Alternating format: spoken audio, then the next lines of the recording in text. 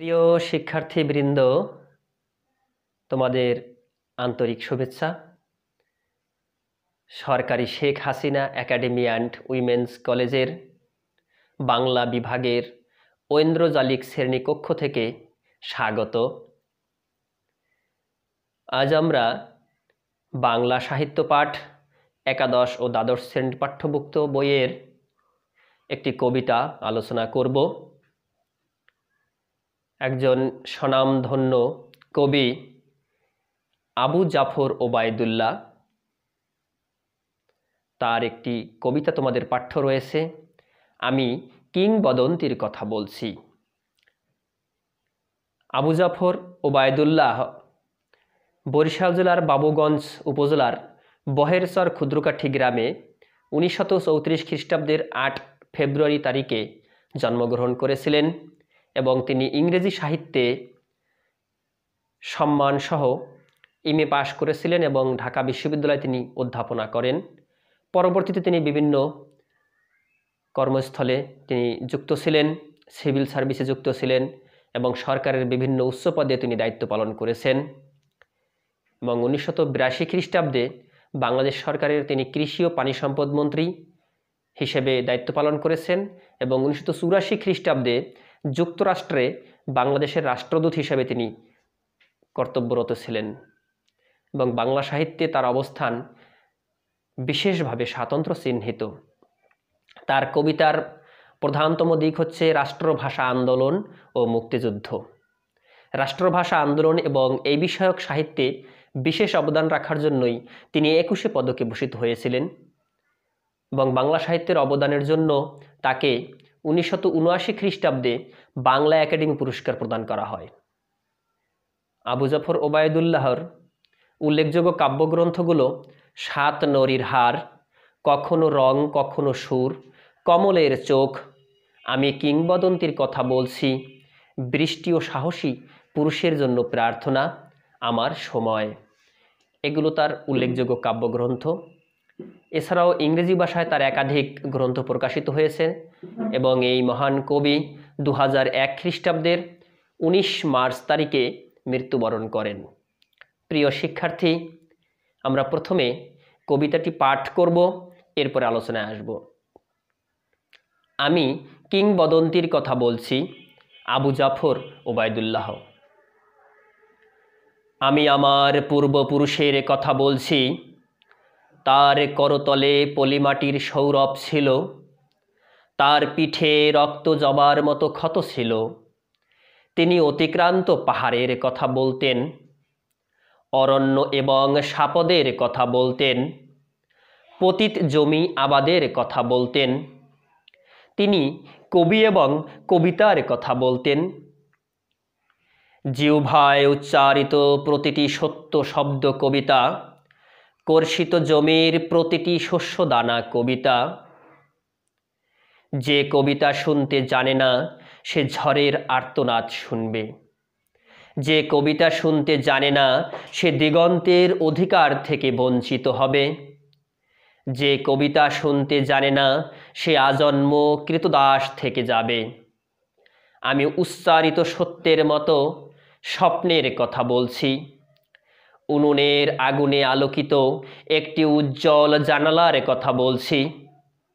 আমি আমার মায়ের কথা বলছি, তিনি বলতেন প্রবহমান নদী যে সাঁতার জানে না তাকেও ভাসিয়ে রাখে। যে কবিতা শুনতে জানে না সে নদীতে ভাসতে পারে না, যে কবিতা শুনতে জানে না সে মাছের সঙ্গে খেলা করতে পারে না, যে কবিতা শুনতে জানে না সে মায়ের কোলে শুয়ে গল্প শুনতে পারে না। আমি কিংবদন্তির কথা বলছি, আমি আমার পূর্বপুরুষের কথা বলছি। আমি বিচলিত স্নেহের কথা বলছি, গর্ভবতী বোনের মৃত্যুর কথা বলছি। আমি আমার ভালোবাসার কথা বলছি। ভালোবাসা দিলে মা মরে যায়, যুদ্ধ আসে ভালোবেসে, মায়ের ছেলেরা চলে যায়। আমি আমার ভাইয়ের কথা বলছি। যে কবিতা শুনতে জানে না সে সন্তানের জন্য মরতে পারে না। যে কবিতা শুনতে জানে না সে ভালোবেসে যুদ্ধে যেতে পারে না। যে কবিতা শুনতে জানে না সে সূর্যকে হৃৎপিণ্ডে ধরে রাখতে পারে না। আমি কিংবদন্তির কথা বলছি, আমি আমার পূর্বপুরুষের কথা বলছি। তার পিঠে রক্ত জবার মতো ক্ষত ছিল, কারণ তিনি কৃতদাস ছিলেন। যে কর্ষণ করে শস্যের সম্ভার তাকে সমৃদ্ধ করবে। যে মৎস্য লালন করে প্রবহমান নদী তাকে পুরস্কৃত করবে। যে গাভীর পরিচর্যা করে জননীর আশীর্বাদ তাকে দীর্ঘায়ু করবে। যে লৌহখণ্ডকে প্রজ্বলিত করে ইস্পাতের তরবারি তাকে সশস্ত্র করবে। দীর্ঘদেহ পুত্রগণ, আমি তোমাদের বলছি, আমি আমার মায়ের কথা বলছি, বোনের মৃত্যুর কথা বলছি, ভাইয়ের যুদ্ধের কথা বলছি, আমি আমার ভালোবাসার কথা বলছি। আমি কবি এবং কবিতার কথা বলছি। সশস্ত্র সুন্দরের অনিবার্য অভ্যুত্থানই কবিতা। সুপুরুষ ভালোবাসার সুকণ্ঠ সঙ্গীত কবিতা। জিহ্বায় উচ্চারিত প্রতিটি মুক্ত শব্দ কবিতা। রক্ত জবার মতো প্রতিরোধের উচ্চারণ কবিতা। আমরা কি তার মতো কবিতার কথা বলতে পারবো? আমরা কি তার মতো স্বাধীনতার কথা বলতে পারবো? প্রিয় শিক্ষার্থীরা, এই হচ্ছে আমাদের মহান কবি আবু জাফর ওবায়দুল্লাহ বিরচিত আমি কিংবদন্তির কথা বলছি কবিতাংশ, সংক্ষেপিত অংশটুকু তোমাদের পাঠ করলাম। আমরা কবিতাটি শুনেই বুঝতে পারি যে এখানে একটি গভীর দেশপ্রেম, আবেগ এবং ভালোবাসার কথা প্রতিটি চরণে চরণে, রন্ধ্রে রন্ধ্রে যেন ব্যক্ত হয়েছে। কবিতার প্রথম দিকে আমরা একটু আলোচনায় আসবো। বলেছেন, আমি আমার পূর্বপুরুষের কথা বলছি। মানুষ শেকড়ের সন্ধান করে, মানুষ শেকড় খুঁজে নেয়। এই জীবন, জগৎ, পৃথিবী, এই আধুনিক তথ্য প্রযুক্তি, বিজ্ঞান, মহত্তম যা কিছু অর্জন, শেকড়কে অস্বীকার করে কেউ কিছুই করতে পারে না। যে তার পূর্বপুরুষকে স্মরণ করবে, যে তার পূর্বপুরুষকে সম্মান জানাবে, তাদের প্রতি শ্রদ্ধা রেখে সকল কর্মে তারা এগিয়ে যাবে, তারাই প্রকৃত উন্নত এবং সভ্য জাতি। তাই প্রথমেই কবি ব্যক্ত করেছেন, আমি আমার পূর্বপুরুষের কথা বলছি। সেই পূর্বপুরুষদের কথা তিনি ব্যক্ত করেই তিনি এই কবিতার ভাব ব্যঞ্জনা করেছেন। তার করতলে পলিমাটির সৌরভ ছিল, অর্থাৎ আমার যারা পূর্বপুরুষ ছিলেন, আমাদের যারা পূর্বপুরুষ ছিলেন, তারা কৃষক ছিলেন, তারা খেটে খাওয়া মানুষ ছিলেন, তারা মাটির মানুষ ছিলেন, তারা মাটির কাজ করতেন। তার করতলে, অর্থাৎ কর মানে বাহু বা হাত, হাতের তালুতে পলিমাটির সৌরভ, পলিমাটির ঘ্রাণ, সুঘ্রাণ আসতো। তারা মাটির মানুষ, কাঁচা মাটির, সোদা মাটির গন্ধ আসতো আমাদের পূর্বপুরুষের কাছ থেকে। তারা মাটির মানুষ, তারা মাটির কাজ করতেন, মাটিকে ভালোবাসতেন, মাটিতে ফসল ফলাতেন, তারা মাটির গান গাইতেন, তারা মাটিতেই বিরাজ করতেন এবং এই মাটিকে তারা খাঁটি করে, কর্ষণ করে শস্য সুফলা সমৃদ্ধ বসুন্ধরা করেছেন আমাদের পূর্বপুরুষেরা। সেই পূর্বপুরুষদের কথা কবি গৌরবের সাথে মহিমান্বিতভাবে তিনি উচ্চারণ করেছেন। তার করতলে পলিমাটির সৌরভ ছিল, তার পিঠে রক্ত জবার মতো ক্ষত ছিল। পিঠে রক্ত জবার মতো ক্ষত মানে পিঠে রক্তের দাগ। রক্তজবা লাল ফুল, পিঠে রক্তের দাগ মানে বারবার আমাদের দেশ, আমাদের পূর্বপুরুষরা অসংখ্য জাতিগোষ্ঠী কর্তৃক শাসিত হয়েছে, শোষিত হয়েছে, হামলার শিকার হয়েছে। কেউ যদি আক্রমণ করে, কাপুরুষেরা পিছন থেকে আক্রমণ করে। তাই আমাদের পূর্বপুরুষদেরকে অনেক শাসক শোষক গোষ্ঠী, অত্যাচারিতেরা পিছন থেকে আক্রমণ করেছে, তাই তাদের পিঠে রক্ত জবার মতো ক্ষত ছিল। তোমরা জেনে থাকবে, আমাদের এই পুরো ভারতীয় উপমহাদেশ শাসন করেছে অনেক জাতি, শক, হুন, মোঘল, পাঠান, পর্তুগিজ ওলন্দাজ, ইংরেজ এরকম বিভিন্ন জাতিগোষ্ঠী আমাদেরকে শাসন করেছে, শোষণ করেছে। তাদের আক্রমণ প্রতিহত করতে গিয়ে কিংবা অনেকে কাপুরুষের ন্যায় আমাদের পূর্বপুরুষদের পিছন থেকে আক্রমণ করেছিলেন, তাই তাদের পিঠে রক্ত দেবার মতো ক্ষত ছিল। তিনি অতিক্রান্ত পাহাড়ের কথা বলতেন, যে পাহাড়কে অতিক্রম করে টপকানো যায় সেই পাহাড়ের গল্প শোনাতেন আমার পূর্বপুরুষেরা। অরণ্য এবং সাপদের কথা বলতেন। অরণ্য মানে বন, সাপদ মানে হিংস্র পশু। তারা এই পৃথিবীকে আবাদযোগ্য করে তুলেছেন, বসবাসের উপযোগী করেছেন আমাদের পূর্বপুরুষেরা। তারা বন কেটে পরিষ্কার করেছেন, তারা ফসল চাষের উপযুক্ত করেছেন, তাই তারা সেই বনের কথা বলতেন। তারা হিংস্র পশুর সাথে লড়াই করে বাঁচতেন, তাদের কথা বলা হয়েছে। পতিত জমি আবাদের কথা বলতেন। তারা পতিত থাকা জমি তারা চাষাবাদ করেছেন, উপযুক্ত করেছেন। তিনি কবি এবং কবিতার কথা বলতেন। তাই এখানে কবি উচ্চারণ করেছেন আমার পূর্বপুরুষরা সেই মাটির কথা বলতেন, কর্ষণের কথা বলতেন। এই প্রত্যেকটি কথাই যেন কবি এবং কবিতার কথা। এই কথাগুলোই তিনি কবি এবং কবিতা বলে ব্যক্ত করেছেন। জিহ্বায় উচ্চারিত প্রতিটি সত্য শব্দ কবিতা, কর্ষিত জমির প্রতিটি শস্যদানা কবিতা। আমাদের জিহ্বা দ্বারা যত সত্য শব্দ উচ্চারিত হবে প্রত্যেকটি শব্দই কবিতা। কর্ষণ করা যে জমি, আমাদের প্রত্যেকটা জমির প্রত্যেকটি শস্যদানা এক একটি কবিতা। যে সত্য উচ্চারণ দেশ ও জাতি মানবের কল্যাণ বয়ে আনে, সেগুলো প্রত্যেকটি কবিতা। কর্ষিত জমির, যে জমি কর্ষণ করে আমার পূর্বপুরুষেরা, কৃষক পুরুষেরা, চাষি ভাইয়েরা কর্ষণ করে সে শরীরের ঘাম ঝরিয়ে তারা দিনরাত পরিশ্রম করে তারা ফসল ফলিয়েছেন। তারা সেই মাটিকে কর্ষণ করতে করতে উর্বর করে তুলেছেন এবং সেই প্রত্যেকটা শস্য দানা, ধুলার মতো ধূলিকণা, প্রত্যেকটি যেন এক একটি কবিতা। খুব অন্তর্নিহিত কথা। এরপরে কবি ব্যক্ত করেছেন, যে কবিতা শুনতে জানে না সে ঝড়ের আর্তনাদ শুনবে।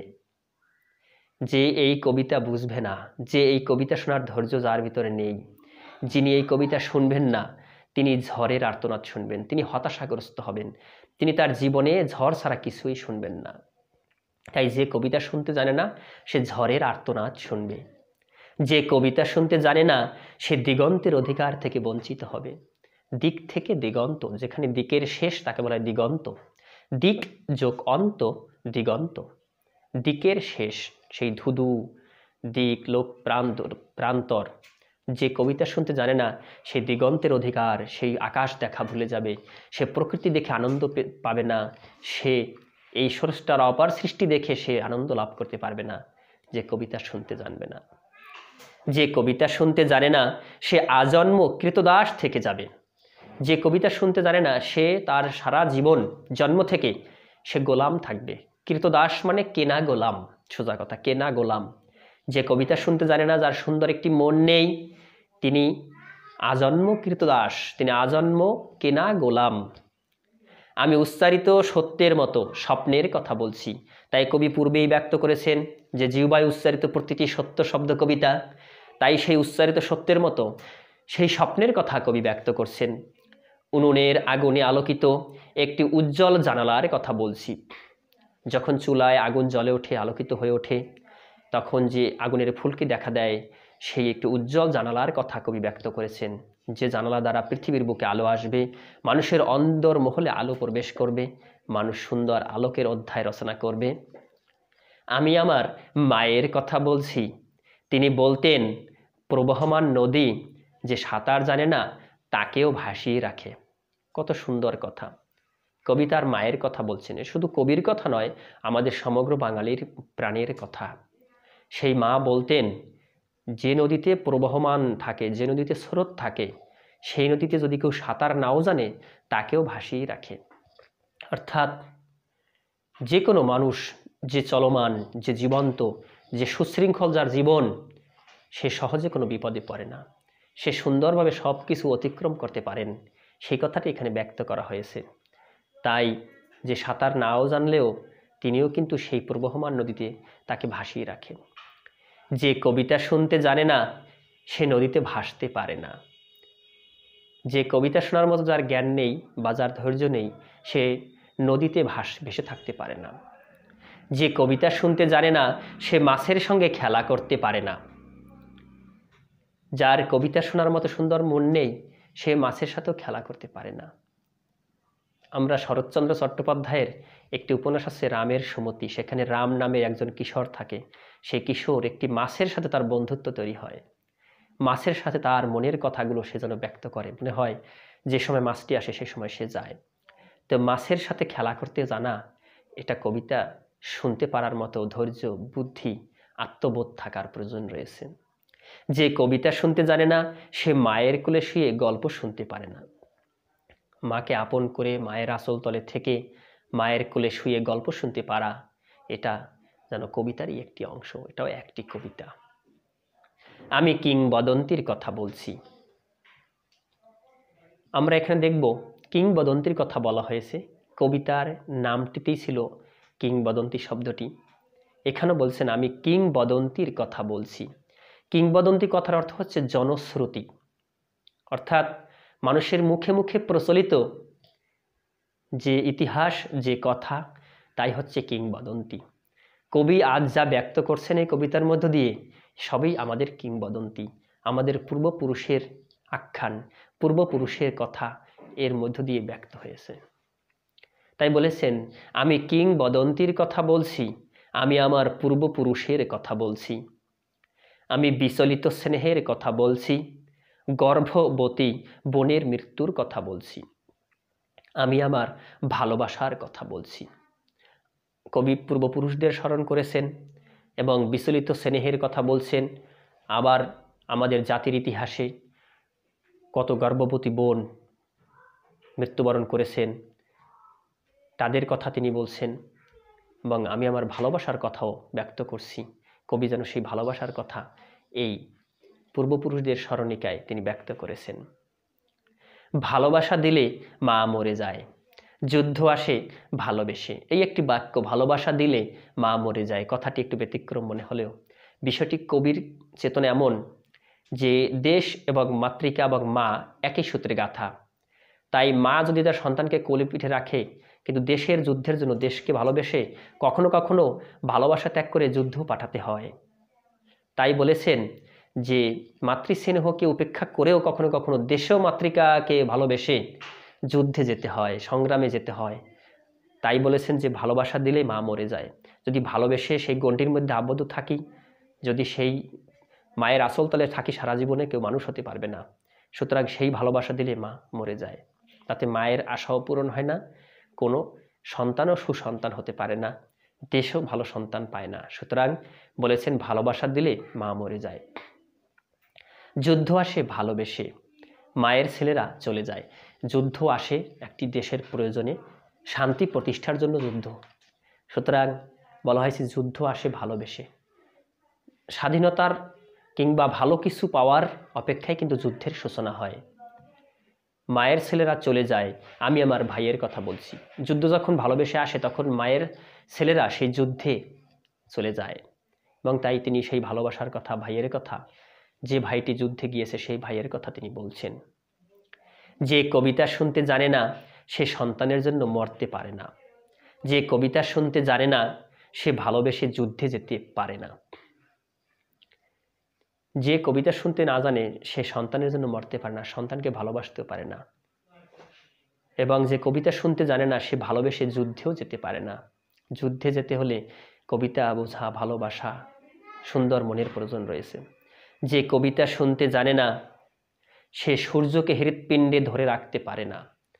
বিশাল সূর্যকে হৃৎপিণ্ডে ধরে রাখার সক্ষমতা কবিতার কবির কল্পনায় সুন্দর মনের ব্যাপার। আমি কিংবদন্তির কথা বলছি, আমি আমার পূর্বপুরুষের কথা বলছি। তার পিঠে রক্ত জবার মতো ক্ষত ছিল, কারণ তিনি কৃতদাস ছিলেন।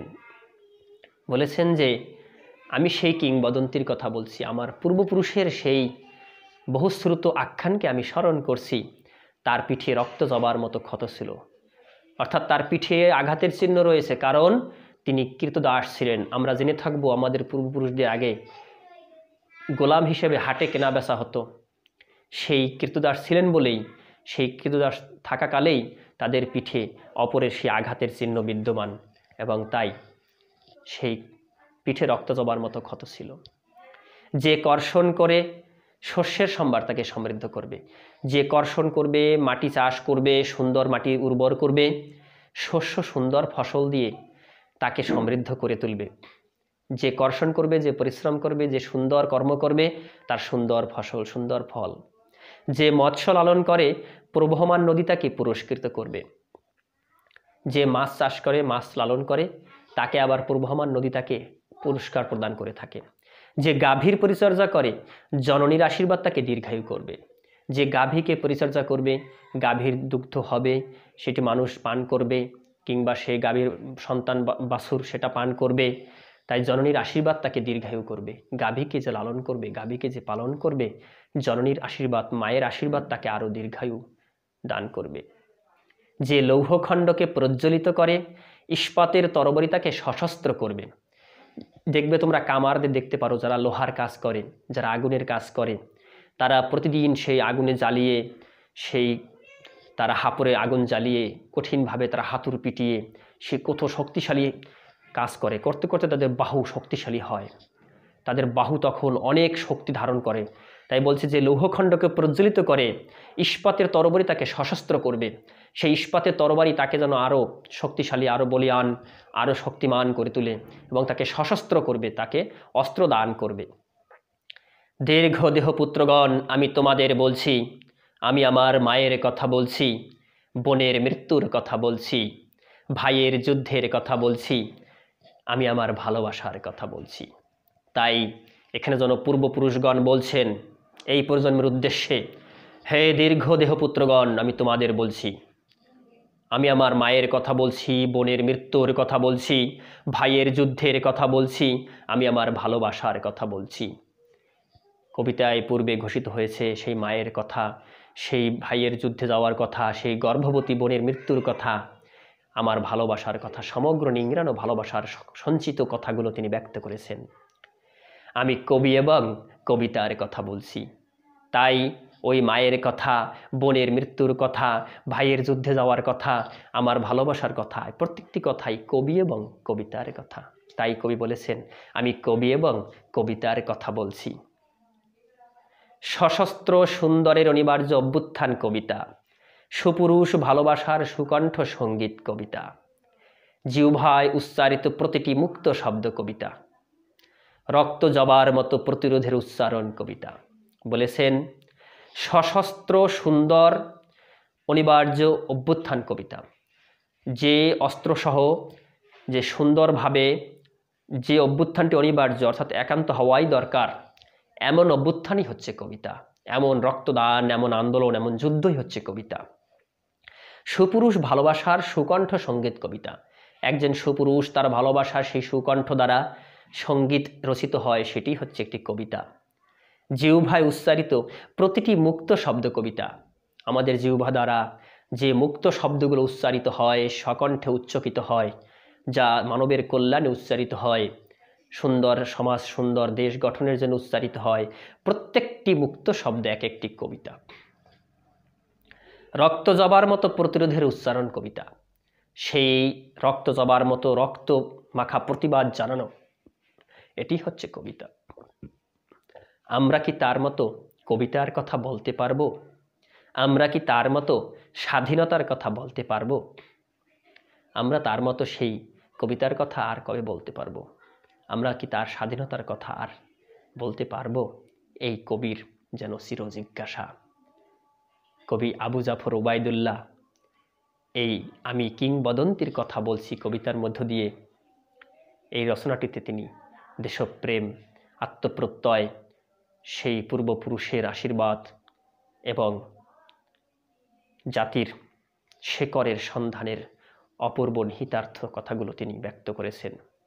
এই কবিতাটি কবি আবু জাফর ওবায়দুল্লাহর আমি কিংবদন্তির কথা বলছি নামক একটি কাব্যগ্রন্থেরই নাম কবিতা। অর্থাৎ এই কাব্যগ্রন্থে এই নামে একটি কবিতা রয়েছে এবং এই কবিতার নামেই কাব্যগ্রন্থটির নামকরণ করা হয়েছে, তাই এটিকে বলা হয়েছে নাম কবিতা। রচনাটিতে বিষয় এবং আঙ্গিকগত বিশেষ অভিনবত্ব রয়েছে এবং এই আলস্য কবিতাটিতে উচ্চারিত হয়েছে ঐতিহ্য সচেতন শিকড় সন্ধানী মানুষের সর্বাঙ্গীন মুক্তির দৃপ্ত ঘোষণা। যারা শিকড় সন্ধান করতে চায়, যারা রুটে ফিরে যেতে চায়, যারা পূর্বপুরুষকে ভালোবাসেন, যারা ঐতিহ্যকে ভালোবাসেন, যারা ইতিহাসকে ভালোবাসেন, যারা দেশমাতৃকাকে ভালোবাসেন, তাদের সেই মুক্তির দৃপ্ত ঘোষণা এই কবিতাটির মধ্য দিয়ে ব্যক্ত হয়েছে। প্রকৃতপক্ষে রচনার প্রেক্ষাপটে আছে বাঙালি সংস্কৃতির হাজার বছরের ইতিহাস, এই জাতির সংগ্রাম, বিজয় ও মানবিক উদ্ভাসনের অনিন্দ অনুষঙ্গ সমূহ। তিনি এই কবিতায় পৌনঃপুনিকভাবে মানব মুক্তির আকাঙ্ক্ষায় সোচ্চার হন। তিনি বারবার কয়েকটি বাক্য অবতারণা করেছেন, আমি কিংবদন্তির কথা বলছি, এবং তিনি বারবার সোচ্চার হয়েছেন কবির একান্ত প্রত্যাশিত মুক্তির প্রতীক হয়ে উপস্থাপিত হয় একটি বিশেষ শব্দবন্ধ কবিতা। কবিতা কথাটি বারবার এসেছে। যে কবিতা শুনতে জানে না সে নদীতে ভাসতে পারে না, এই কবিতা কথাটি বারবার উচ্চারণ হয়েছে পৌনঃপুনিকভাবে। এটা যেন একটা চমৎকার শব্দবন্ধ হিসেবে কবিতায় প্রতীয়মান হয়েছে। কবিতার পূর্বপুরুষের সাহসী ও গৌরবোজ্জ্বল ইতিহাসের কথা উপস্থাপনের মধ্য দিয়ে তার বক্তব্যকে এগিয়ে নিয়ে চলেন।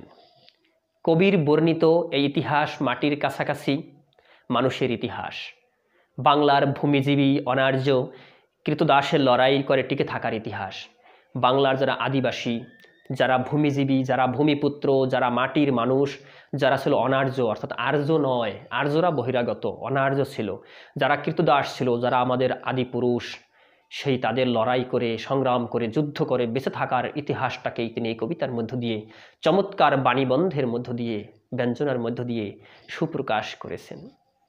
কবিতা ও সত্যের অভেদ কল্পনার মধ্য দিয়ে কবি নিয়ে আসেন মায়ের কথা, নিয়ে আসেন গর্ভবতী বোনের কথা, নিয়ে আসেন তার ভাইয়ের যুদ্ধে যাওয়ার কথা এবং তার পরিবারের কথা। কবিও জানেন মুক্তির পূর্বশর্ত হচ্ছে যুদ্ধ, অর্থাৎ যুদ্ধ আসে ভালোবেসে, ভালোবাসা দিলে মা মরে যায়। অর্থাৎ মুক্তির পূর্বশর্ত হচ্ছে একটি যুদ্ধ। সুতরাং যুদ্ধ কিন্তু একটা শান্তি প্রতিষ্ঠা কিংবা মুক্তি লাভের একটি পূর্ব অবস্থান। সুতরাং সেই মুক্তির কথা বলেছেন। আর সেই যুদ্ধে পরিবার থেকে দূরে সরে যেতে হয়, ভালোবাসার জন্য, তাদেরকে মুক্ত করবার জন্যই তাদেরকে ছেড়ে যেতে হয়। এই অমোঘ সত্য কবি জেনেছেন আমাদের স্বাধীনতা যুদ্ধের ইতিহাস থেকে। আমাদের স্বাধীনতা যুদ্ধের প্রেক্ষাপট অনুসারেই কবি এই কবিতার কথাগুলো যেন তিনি অনুপ্রেরণা পেয়েছেন। কবিতাটির রস উপলব্ধি অবিচ্ছেদ্য অংশ হলো এর আঙ্গিক বিবেচনা। এক্ষেত্রে প্রথমেই যে বিষয়টি পাঠককে নাড়া দেয় তা হলো একই ধাঁচের বাক্যের বারংবার ব্যবহার। এই কবিতাটির আঙ্গিক, এই কবিতাটির ধরন একটা বিশেষ মহত্ব। একই বাক্য বারবার আসা।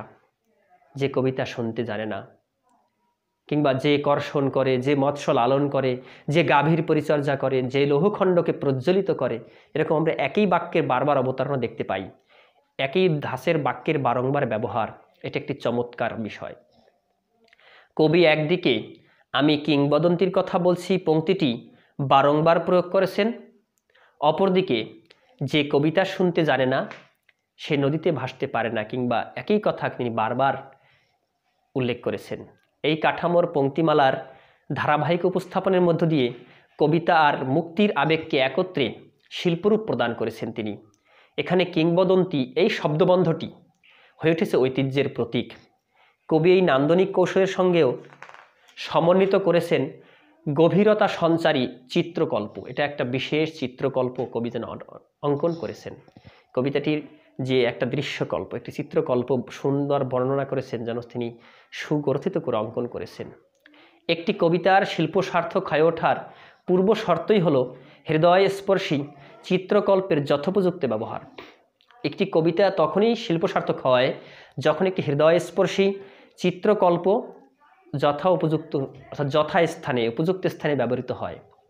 চিত্রকল্প হলো এমন শব্দছবি যা কবি গড়ে তোলেন এক ইন্দ্রিয়ের কাজ অন্য ইন্দ্রিয়ের সাহায্যে করিয়ে কিংবা একাধিক ইন্দ্রিয়ের সম্মিলিত আশ্রয়ে, আর তা পাঠক হৃদয়ে সংবেদনা জাগায় ইন্দ্রিয়াতীত বোধের প্রকাশ সূত্রে।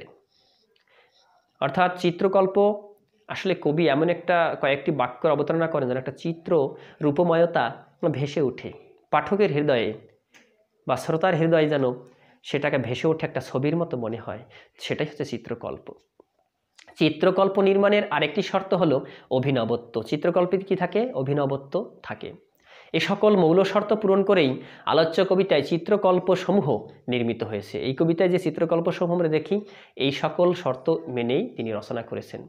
কবি যখন বলেন কর্ষিত জমির প্রতিটি শস্যদানা কবিতা, তখন এই ইন্দ্রিয় থেকে ইন্দ্রিয়াতীতের দোতনা সঞ্চারিত হয়। আমাদের যে বাহ্যিক ইন্দ্রিয় রয়েছে, চক্ষু, কর্ণ, নাসিকা, জিহ্বা, ত্বক, এ থেকে যেন আবার ইন্দ্রিয়াতীত, ইন্দ্রিয়েরও অতীত আরও কোনো লোকে, আরও কোনো জগতে যেন সঞ্চারিত হয়। নিবিড় পরিশ্রমে কৃষকের ফলানো শস্য একান্তই ইন্দ্রিয় গ্রাহ্য একটি অনুষঙ্গ। কিন্তু এর সঙ্গে যখন কবিতাকে অভেদ কল্পনা করা হয়, তখন কেবল ইন্দ্রিয় দিয়ে ইন্দ্রিয় গ্রাহ্য একটি অনুষঙ্গ। কিন্তু এর সঙ্গে যখন কবিতাকে অভেদ কল্পনা করা হয়, তখন কেবল ইন্দ্রিয় দিয়ে একে অনুধাবন করা সম্ভব হয় না। সার্বিক বিবেচনায় কবিতাটি বিষয় ও আঙ্গিকের সৌকর্যে বাংলা সাহিত্যের এক অনন্য সংযোজন। আমরা কবিতাটি একটি গদ্য ধাঁচের কবিতা, গদ্য ছন্দে রচিত এবং প্রচলিত ছন্দের বাইরে গিয়ে একটা প্রাকৃতিক স্বাভাবিক ছন্দ এটাকে বলা হয়। এর মধ্যে দিয়েও কত চমৎকার একটি ব্যঞ্জনা এই কবিতার মধ্যে দিয়ে সুন্দরভাবে প্রকাশমান করেছেন কবি আবু জাফর ওবায়দুল্লাহ। প্রিয় শিক্ষার্থী বন্ধুরা, এই কিংবদন্তি অর্থাৎ জনশ্রুতি, আমাদের প্রত্যেকেরই একটা পূর্বপুরুষের গর্ব থাকে, গৌরব থাকে, একটা ইতিহাস থাকে। সেই গৌরবকে আমরা লালিত করে আমরা সামনের দিকে এগিয়ে যাওয়া, আধুনিক তথ্য প্রযুক্তির বিশ্বে আমাদেরকে ব্যাপৃত করা, সুন্দর সচেতন মানুষ গড়ে তোলাই কিন্তু এই কবিতার উপজীব্য বিষয়। তা আমরা কবিতাটি ভালো করে পাঠ করব, হৃদয়ঙ্গম করার চেষ্টা করব। প্রিয় শিক্ষার্থী, তোমাদের প্রত্যেকের জন্য অন্তহীন শুভকামনা রইল। ভালো থাকবে, সবাই নিরন্তর পড়াশোনা করবে।